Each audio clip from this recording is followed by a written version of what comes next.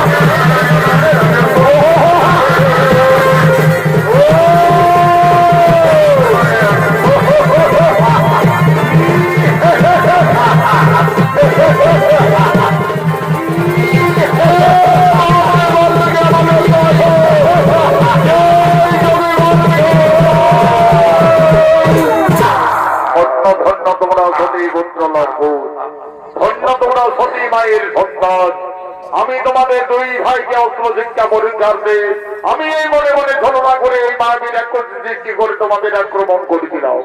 আমার শিক্ষা অস্ত্র মনে তোমরা তরুণ বয়সে যথার্থই মায়াবীর রাক্ষসীকে বিনাশ করিলে, একে তোমরা সংহার করিলে।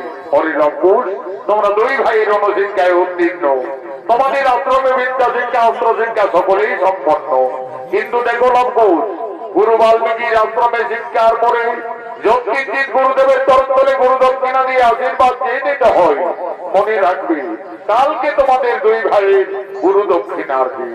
তাই হবে গুরুদেব, কালকে আমরা আশ্রমে আসার সঙ্গে সঙ্গে আমাদের মাতা জননীর কাছ থেকে আমরা যথার্থই গুরু দক্ষিণা নিয়ে আসবো। দেখো লম্পুর, মনে থাকে যেন কালকে তোমাদের দুই ভাইয়ের গুরু দক্ষিণার দিন।